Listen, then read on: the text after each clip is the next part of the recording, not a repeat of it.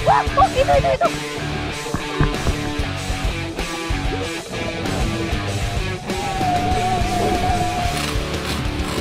Wah, wah.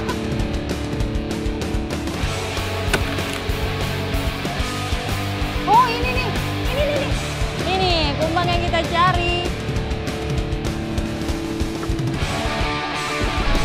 Keluar cairannya. Wah.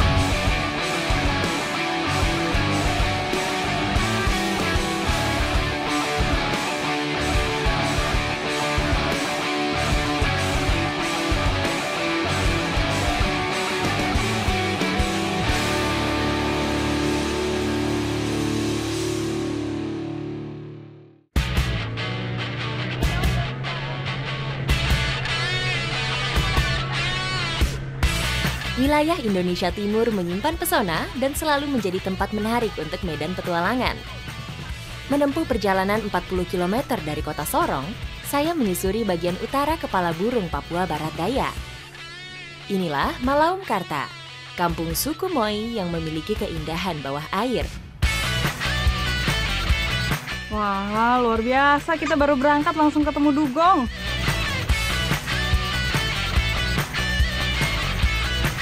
Di sana kita melihat dugong deket banget, makin deket dia. Wah, oh, itu. Ini di bawah Om Papet.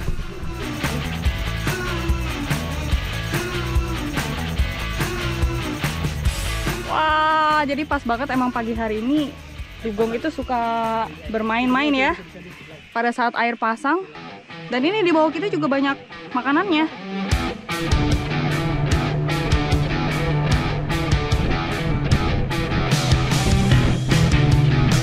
Kali ini kita akan menyelam di 15 meter. Nama titiknya itu Safur. Ini kita kayaknya udah mulai sampai di lokasi, cuma masih melihat-lihat di manakah kita bisa berhenti. Sebelum entry diving, Om Wawan dan Om Robert memastikan peralatan lengkap dan aman. Diving merupakan salah satu aktivitas dengan risiko tinggi, sehingga diatur keamanannya.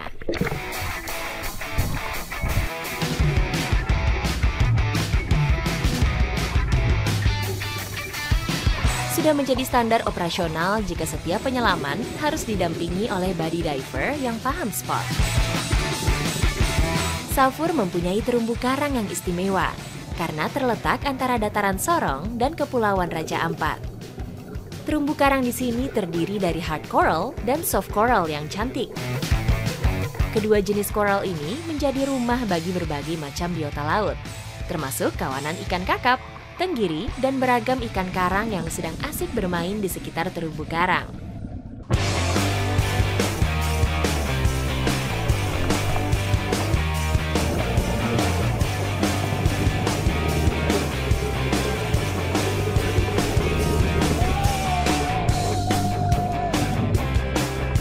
Tiba-tiba ada ikan hiu muncul di hadapan saya. Ini menandakan keseimbangan ekosistem perairan di sini masih sangat terjaga.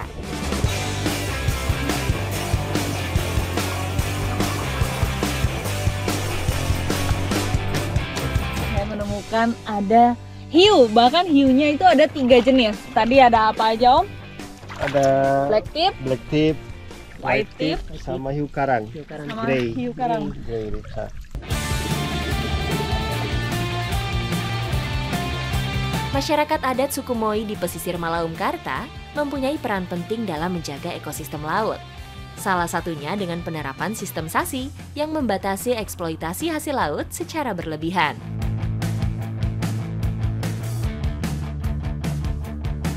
Belum ya, apalagi hiu-hiunya itu. Jangan sampai kena pancing, sayang sekali. Ikuti jejak saya, jejak petualang.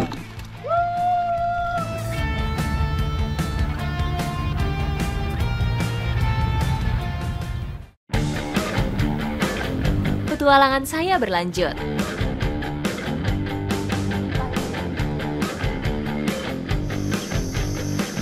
Sekarang saya sudah berada di hutan nipah akan mencari suatu bahan yang dijadikan olahan. Ikuti jejak saya, jejak petualang. Tidak semua wilayah laut dapat menghasilkan garam. Namun, suku Moi di Aimas mempunyai cara unik untuk memproduksi garam sebagai bumbu masakan. Suku Moi memanfaatkan pelepah nipah untuk mendapatkan garam. Ya, wow, wow, licin. Karena di bawah sini lumpur, jadi kita hanya berpijak pada daun-daun nipah saja yang sudah tumbang. Ini tuh sebenarnya jangan, kalau pas ditebang jangan ditebang habis. Oh gitu. Karena kita jaga kelangsungan hidup daripada tumbuhan nipah ini, harus tebang itu yang memang sudah ada yang mungkin membutuhkan daunnya untuk atap rumah atau kebutuhan yang lain. Iya. Jadi kita ambilnya tuh harus yang sudah mati kayak begini. Yang udah lapuk, iya, yang jadi jadi tumbuhan dari tanaman ini tetap bertumbuh, tidak punah, Tidak begitu. punah, Jadi ya? tetap dijaga. Langsung ketemu nih batang nipah yang sudah lapuk. Jadi dia itu masih basah, terus warnanya juga lebih pekat. Ini kalau dipegang berasa banget nih basah. Nah ini nih yang bisa langsung diproses. Nah ini dia.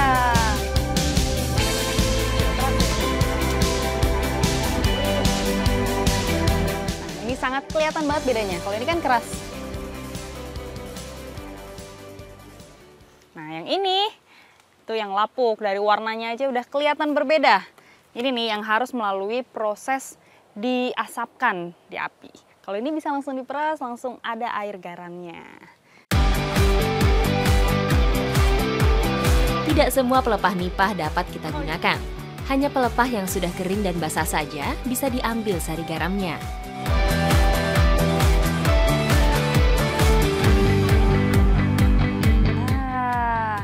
Nih, airnya langsung keluar ketika diperas. Dan ini katanya tuh memang mengandung garam alami, makanya saya mau langsung coba.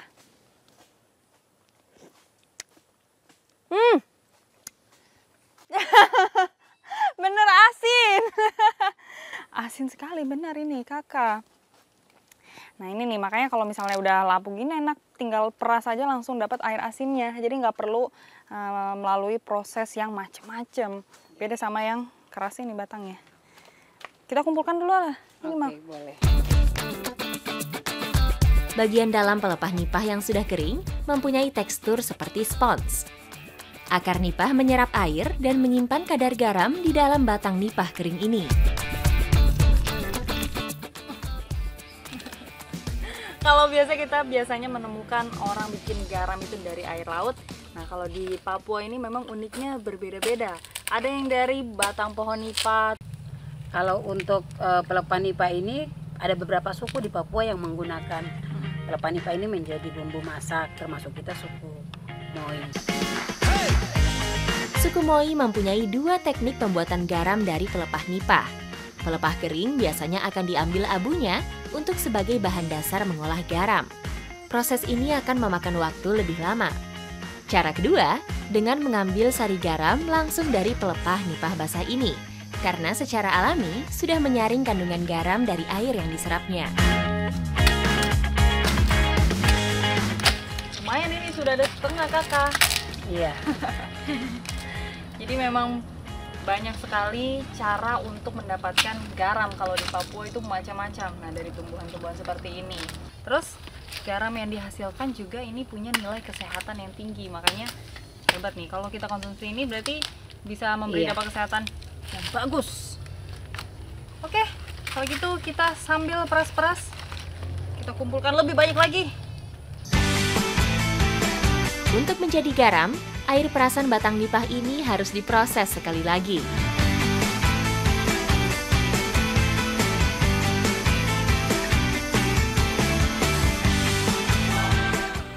Untuk menjadi garam, air perasan batang nipah ini harus direbus terlebih dahulu sampai dia itu mengkristal. Baru nanti itu jadi garam. Proses kristalisasi garam dari air nipah dilakukan dengan cara perebusan. Kakak Yuyun, kita tunggu ini sampai berapa lama kan? sampai 1 jam kalau apinya nyalanya bagus. Api nyala bagus dan Iya. sesuai Terus takaran. sesuai juga, takaran air. Oke, siap. Setelah mendidih, air akan menguap dan yang tersisa tinggal kandungan kristal garam di dasar kuali. Nih garamnya sudah jadi, dia sudah mengkristal. Tapi memang kalau dari segi warna tidak seputih yang biasa saya lihat. Warnanya agak sedikit kecoklatan. Dengan cara inilah, masyarakat suku Moi memenuhi kebutuhan garam untuk masakan sehari-hari. Sudah, ayo berarti dulu aja ya. Sambil menunggu garamnya dingin, saya dan Kakak Yuyun mau masak sayur gedi. Sayur gedi menjadi salah satu kuliner khas suku Moi.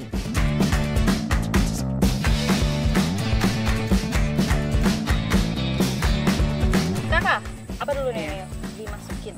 Kita kasih masuk rica dulu.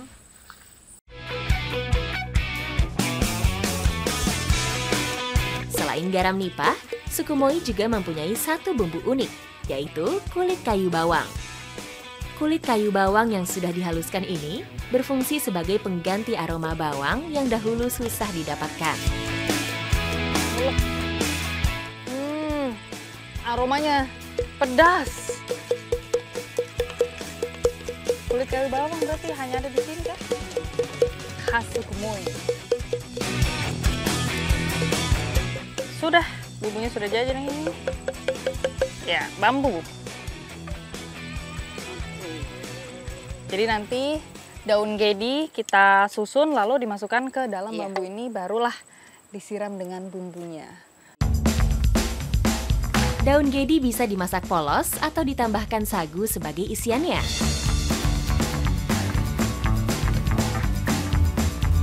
Angkat saja ya. Wah, sudah mengeluarkan asap. Oke, kita angkat dulu, kita kasih masuk bumbunya dulu. Oke. Kalau sudah matang seperti ini, tinggal dimasukin bumbu. Pasti aromanya lebih nikmat.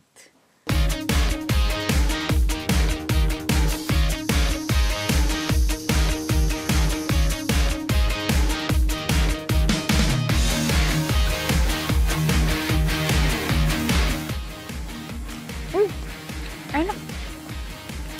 Enak ya? Sayurnya itu nggak pahit, tapi rasa bumbunya itu mantap banget. Jadi apalagi ada tambahan jeruknya tadi, jadi bikin semakin segar. Kakak ini enak banget, bumbunya enak.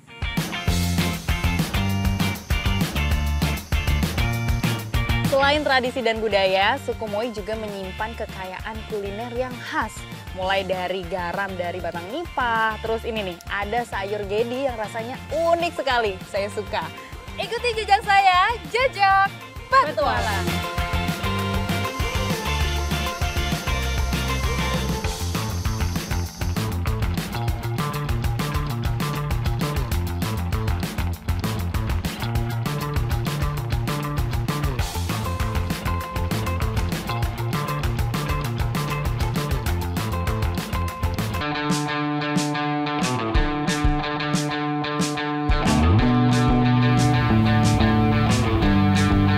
50% hutan sagu di Indonesia berada di Papua. Tak heran jika sebagian masyarakat Papua menjadikan sagu sebagai makanan pokok. Tak hanya diambil sagunya saja, dalam batang sagu terdapat makanan ekstrim yang wajib saya coba. Tanah Papua terkenal dengan ulat sagunya. Nah, tapi yang akan saya cari sekarang ini bukan ulat sagu, melainkan kumbangnya.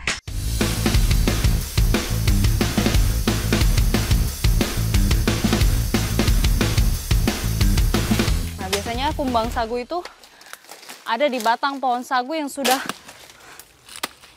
lapuk. Nah, kita cari yang tumbang yang ada di bawah. Oh ini loh Mbak Feby, Ya, tumbang nomor 2. Bapak sudah dapat sih. Sudah. Coba lihat. Ini kumbang nomor 2. Oh. Dari ulat sagu itu jadi kumbang nomor 2. Nih, masih ada sarangnya. Dari ulat sagu menjadi kumbang yang kedua. Masih jadi seperti ini. Yang kita cari itu kumbang yang bentuknya sudah sempurna. Tapi ini bisa dimakan juga Bapak? Bisa Mbak, bisa dimakan. Itu ulat sagu jadi kumbang yang nomor 2. Bisa dimakan. Ternyata yang ini juga bisa dimakan. Berarti kita simpan saja ya? Iya, simpan aja. Simpan saja di sini. Ini loh Mbak, Mbak Feby, tempatnya kumbang di sini. Oh, di sini ya, di depan ya, di luar? Iya, di luar. Ini terlihat perbedaannya. Ada di bagian batang pohon yang masih tertutup, di situ tempat ulat sagu. Nah, di sini tempat dia nanti berkembang menjadi kumbang. Nanti kalau sudah jadi kumbang, biasanya dia keluar-keluar di sini. Jadi kita bongkar yang ini ya. Oke. Meskipun bagian dalam batang sudah lapuk, namun kulit batang sagu mempunyai tekstur yang keras. Kami harus menggunakan kapak dan parang untuk menemukan kumbang yang bersembunyi di dalamnya. Oh iya benar. Setelah dibuka, langsung kelihatan tuh ulatnya. Banyak. Berarti kumbangnya juga banyak ya Bapak. Ini kita ambilkan saja dulu. Ulatnya besar-besar ini. Ah, ini dia ulatnya. Berarti kalau ada ulatnya, akan ada juga kumbangnya. Ini dia gemuk banget. Oke Bapak, ayo kita sekarang cari kumbangnya. Batang sagu yang sudah tumbang biasanya akan menjadi tempat berkembang biak ulat sagu. Setelah melalui beberapa siklus hidup, barulah ulat sagu berubah menjadi kumbang sagu dengan bentuk yang sempurna.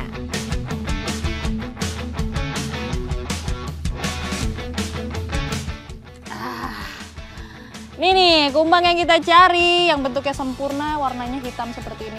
Aduh, dia keras sekali dia. Nah, tuh dia punya tenaga yang cukup kuat. Jadi saya pegangnya juga harus kuat sekali. Tapi memang ukuran kumbang sagu itu bisa dilihat dari seberapa banyak kandungan santan di dalam pohon sagu. Kalau dia ukurannya besar, berarti santannya itu banyak di dalam pohon sagu dan artinya itu bagus.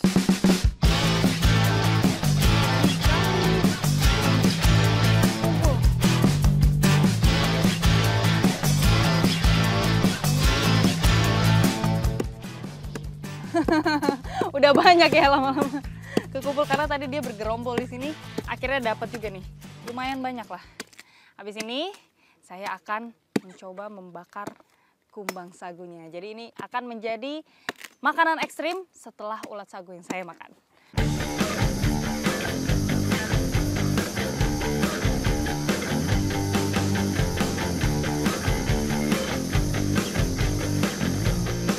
Kuliner alam Papua memang selalu membuat penasaran. Mulai dari tradisional sampai ekstrim, kita bisa mencobanya.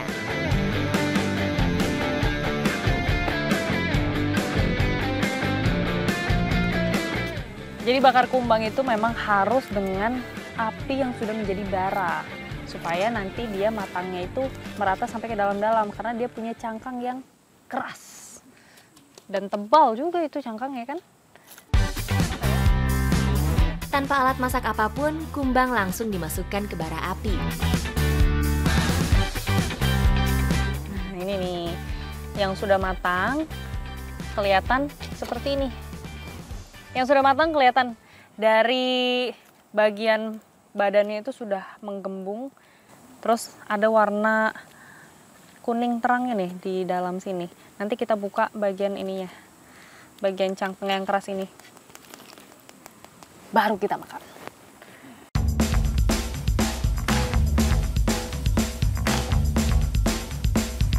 Sekarang giliran saya yang makan. Tadi pertama-tama buang bagian kepalanya, terus kaki-kakinya juga dibuang. Kalau sudah bagian sayapnya, nah kalau sudah seperti ini, sudah siap untuk dimakan.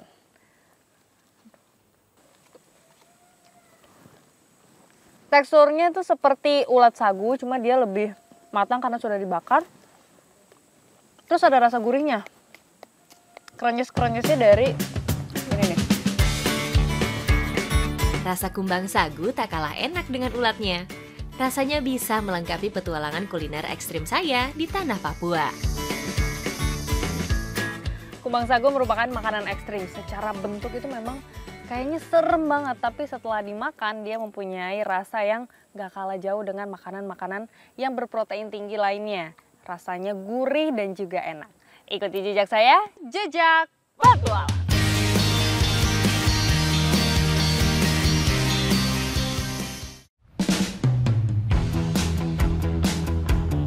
Petualangan berlanjut.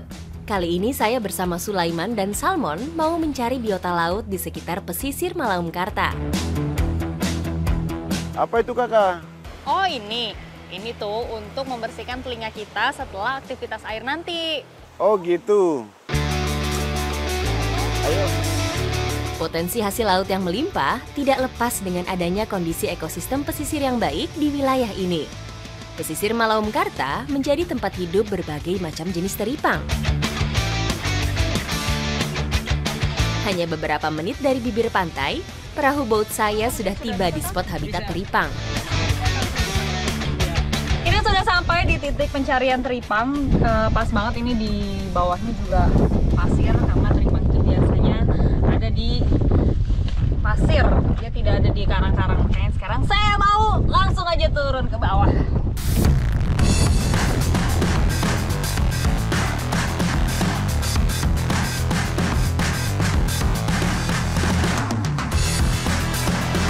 Teripang dapat ditemukan hampir di seluruh perairan pantai di dunia, mulai dari daerah pasang surut yang dangkal hingga perairan dalam.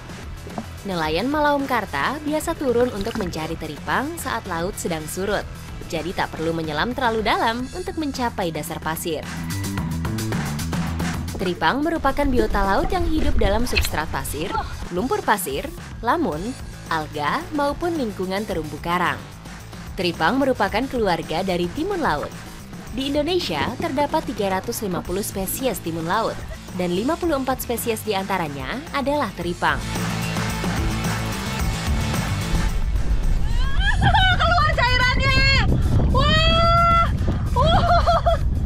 Aduh. Nih, kalau teripang ini pas banget, memang dia mengeluarkan pasir. Isinya tuh pasir dan juga cairan. Oh, langsung dikeluarkan. Teripang merupakan salah satu biota kunci keseimbangan ekosistem perairan dangkal. Makanannya berupa sedimen yang mengandung sisa bahan organik, bakteri, dan mikroba dari dasar perairan.